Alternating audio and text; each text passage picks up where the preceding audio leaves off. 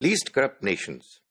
After having talked about the most corrupt nations of the world, we now move towards the least corrupt nations of the world.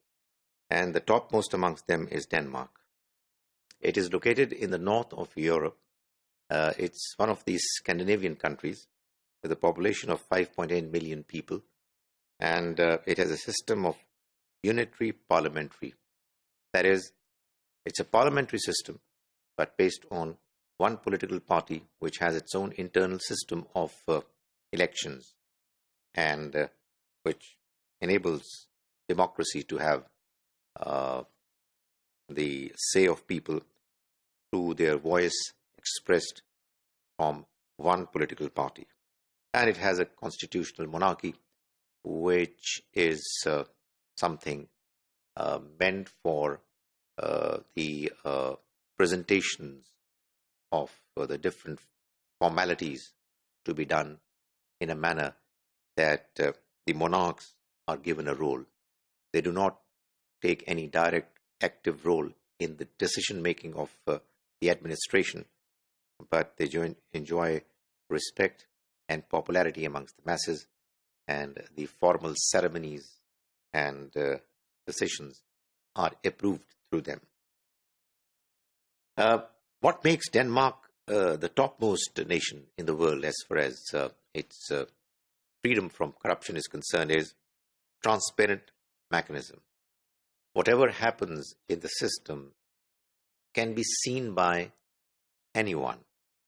All citizens can know when a decision was taken, why and how it was taken.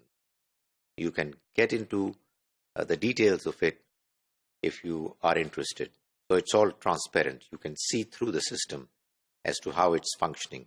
There are no secrets.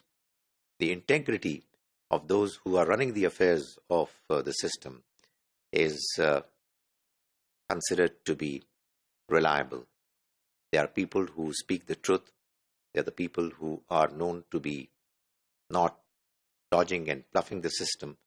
And integrity, that is, the ability of an individual to do things right, even if there is no process of accountability visible.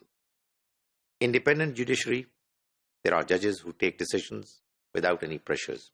Nobody can stop them from deciding what they decide. What they decide gets implemented. There is civic activism. People are sensitive. The common man gets involved in the proceedings that are happening in the society. If there is something untoward, the society has its own mechanism of raising its voice of concern, and it is something that the system responds to positively. So civic activism in the form of media, journalists, NGOs, and intellectuals playing their role, giving their opinion, and showing concern is what causes the system to be sensitive and not inclined to corruption and exploitation of some parts of the society. There is social trust. That is, people trust the system. Departments, ministries, officials, and they trust each other when they are involved in the affairs of the nation. They're not unsure. When they go for a certain right to exercise, they know that their right is going to be given to them. So there is confidence that people enjoy, and this is a great facility. And therefore, as a result, not surprisingly, there is high standard of living for all individuals living in Denmark. There is high social mobility. People have high literacy rate.